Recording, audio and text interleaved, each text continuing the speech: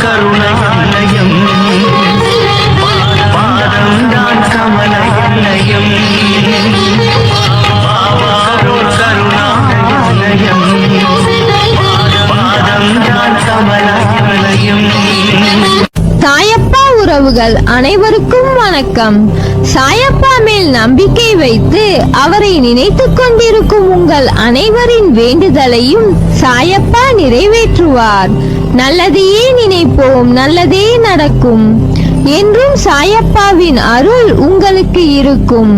நம் மனதிற்கு இதமான சாயப்பாவின் இன்றைய அருள்மொழியை கேட்போமா? அன்பு குழந்தையே, உன் வாழ்க்கை இனி எப்படி இருக்கும் என்று கவலைப்படாதே. என்று என்னை நீ சரணடைந்தாயோ அப்போதே நீ வெற்றி படிகட்டில் காலடி எடுத்து வைத்து விட்டாய். மகிழ்ச்சியான வாழ்க்கைக்கு நான் சொல்லும் மந்திரத்தை தெரிந்து கொள். இந்த மந்திரம் மட்டும் உனக்கு தெரிந்துவிட்டால் இனி உன் வாழ்க்கையில் கவலைகளுக்கு இடமே இல்லை. அந்த மந்திரம், இந்த உலகத்தில் எதுவுமே நிரந்தரமில்லை. பணம், பொருள், பதவி, அதிகாரம், உறவுகள், உடல்நிலை என இந்த உலகில் எதுவுமே நிரந்தரமில்லை. இது உனக்கு மட்டுமல்ல, உலகில் உள்ள அனைவருக்கும் பொருந்தும். எல்லாம் குறிப்பிட்ட காலம் வரை மட்டுமே. ஆனால் என்றும் நிலையானது அன்பு மட்டுமே. இவ்வுலகம் இன்றும் இயங்குவது அன்பினால்தான். அதை புரிந்து இன்பத்தையும் துன்பத்தையும் சரிசமமாக நினைக்க உன் மனதை பக்குவப்படுத்திக் கொள். எல்லோரிடத்திலும் அன்பு செலுத்து. யாரிடமும் பாரமும் பகைமை காட்டாதே.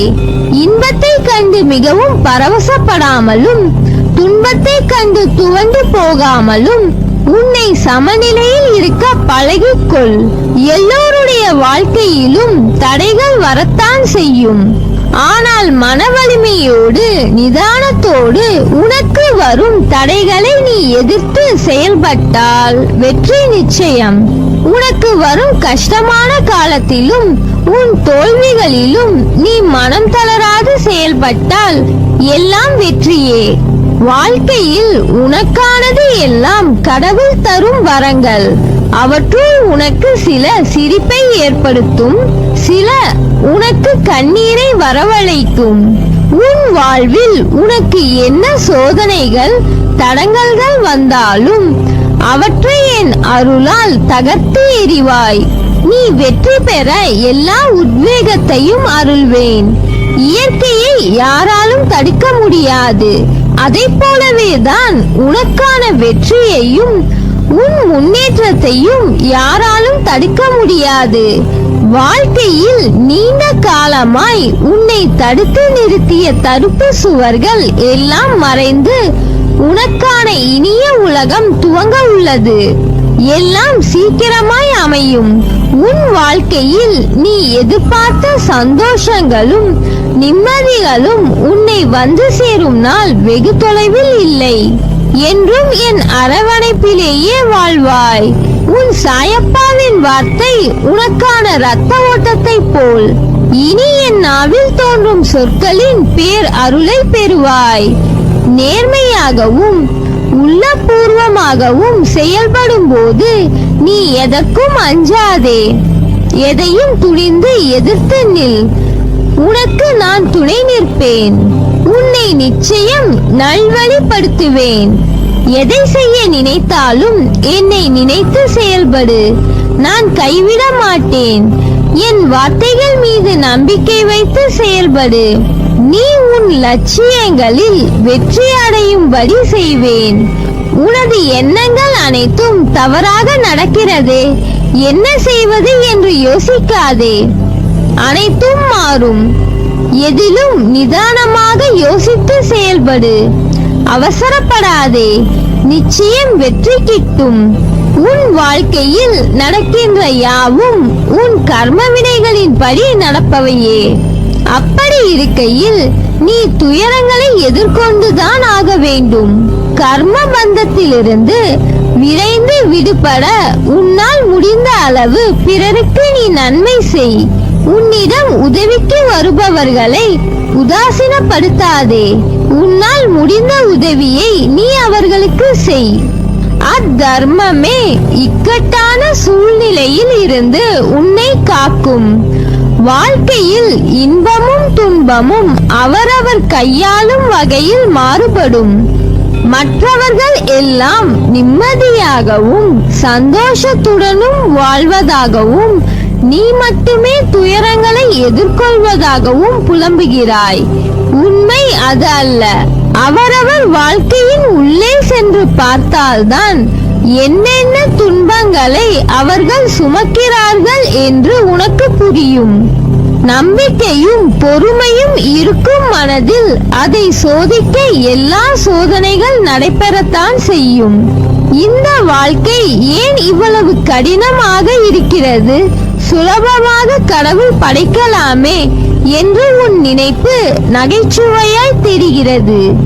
நீ ஒரு பொருளை உன் அறிவாற்றலால் உருவாக்குகிறாய். அது ஜெயிக்க அதற்கு நீ எடுக்கும் வழிமுறைகள் சுலபமாக உள்ளதா? இல்லையே. உன்னை உருவாக்க எடுத்த வழிமுறைகள், உனக்கு ஏற்படும் வலிகளும் போராட்டங்களும் எல்லாம் உன்னை படைத்த எனக்குதான். உனக்குள் உள்ள ஆன்மாதான் நான். உன் வலிகளை நான் ஏற்றுக்கொண்டேன். நான் உருவாக்கிய நீ என் உயிருக்கு நிகர். உனக்கு எந்த ஆபத்தையும் நிகழவிட மாட்டேன். அதனால் பொறுமையையும் நம்பிக்கையையும் எந்த சூழ்நிலையிலும் கைவிடாதே. உன்னை விட்டு யார் விலகினாலும் கவலைப்படாதே. எல்லாம் நன்மைக்கே என்று எடுத்துக்கொள்.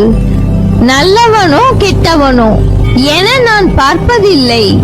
என்னை சரணடைந்து விட்டவர்களை நான் புறம் தள்ளுவது இல்லை. அவர்களுடைய அனைத்து விஷயங்களுக்கும் நான் பொறுப்பேற்கிறேன். அவர்களை காப்பதே என்னுடைய வேலை. அவர்களின் நன்மை தீமை கணக்கை பார்த்து காப்பாற்றும் தன்மையுள்ளவன் அல்ல நான். அதை வேறு ஒருவன் பார்த்துக் கொள்வான். அதற்கேற்ப பலன் தருவான். நான் தரும் நன்மைகள் அனைவருக்கும் பொதுவானவை.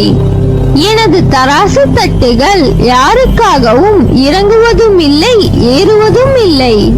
அதே போல என்னை 40 ஆண்டுகள் வணங்கியவனாக இருந்தாலும் சரி, ஆத்மார்த்தமாக என்னை கூப்பிட்டால் உடனடியாக நான் பதில் கூறுவேன். அதை புரிந்து கொள்ளும் ஆட்கள் தான் குறைவு. இந்த உலகில் மனிதன் தன்னைத்தானே தேற்றிக் கொள்ளத்தான் அதிகம் போராட வேண்டி இருக்கிறது. அதற்கு காலமும் மௌனமும் நம்பிக்கையும் விட சிறந்த ஆறுதல் வேறொன்றும் இல்லை. எந்த ஒரு சூழ்நிலையிலும் செய்த தவறை மறைக்க அடுத்தவர்கள் மீது பழி போடாதே. முடிந்தவரை செய்த தீங்கை ஒப்புக்கொண்டு மன்னிப்பு கேட்டுவிடு. அவர்கள் ஏற்கவில்லை என்றாலும் பரவாயில்லை. தகுதியுள்ளவர்கள் மட்டுமே இவ்வுலகில் வெற்றி பெற முடியும். இது காலத்தின் தீர்ப்பு.